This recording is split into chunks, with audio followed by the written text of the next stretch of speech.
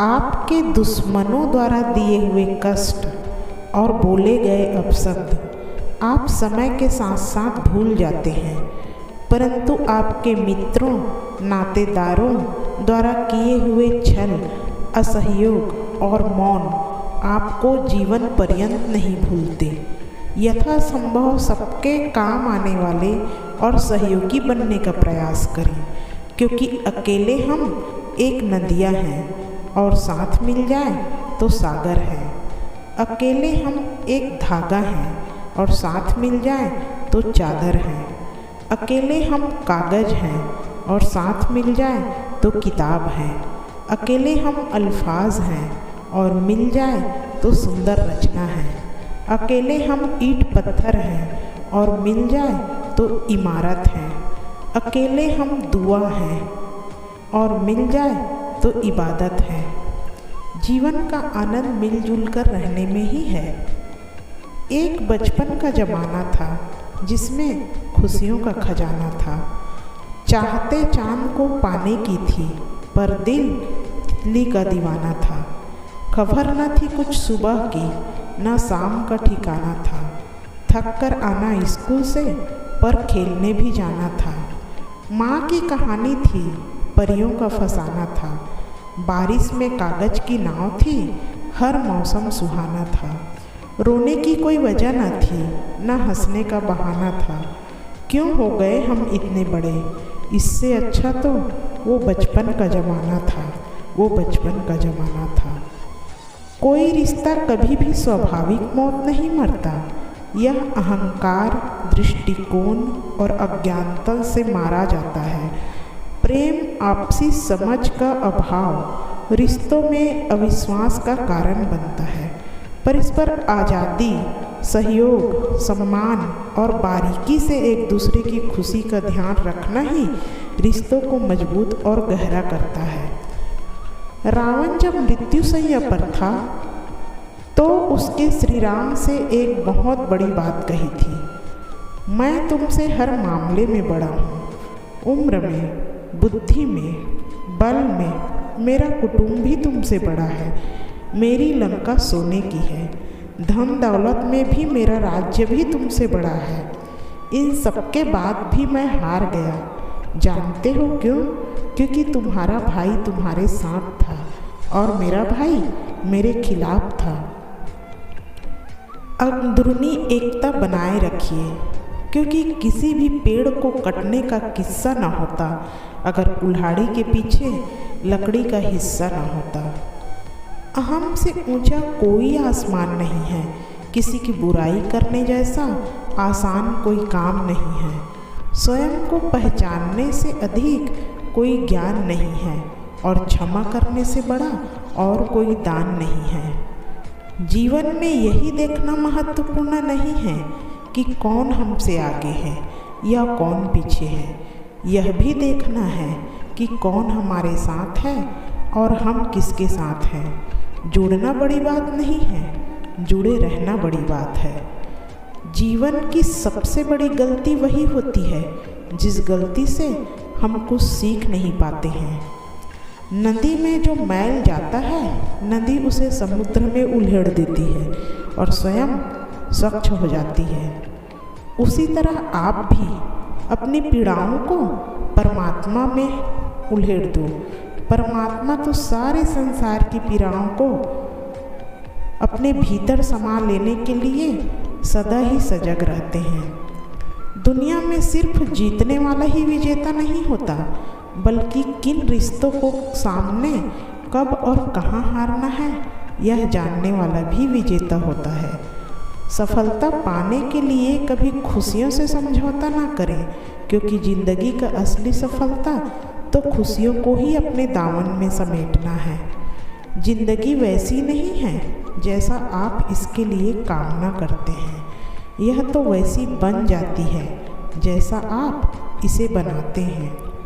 लोक कल्याण से दूसरों का जितना भला होता है उससे अनेक गुना भला आपका होता है, क्योंकि परमार्थ से अपने ही गुण, कर्म और स्वभाव की मात्रा बढ़ती है।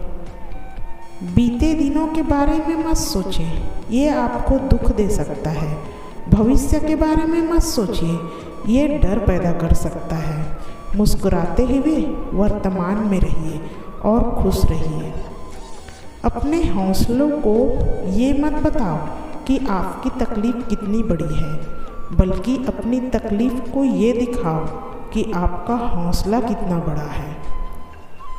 नम्रता से बोलना, हर एक का आदर करना, शुक्रिया अदा करना और माफ़ी मांगना, ये 4 गुण जिस व्यक्ति के पास है वो सबसे करीब और सबके लिए खास होते हैं।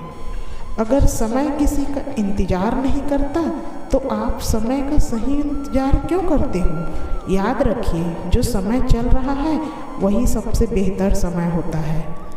सफलता पाने के लिए कभी खुशियों से समझौता ना करें, क्योंकि ज़िंदगी का असली सफलता तो खुशियों को ही अपने दामन में समेटना है।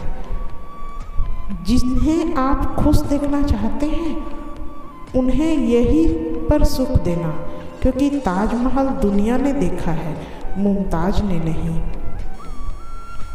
जीवन की हर समस्या के भीतर एक उपहार जरूर छुपा होता है। इसीलिए जब समस्या आए तो निराश मत होइए, उसका अंत आपकी उम्मीदों से भी सुंदर हो सकता है।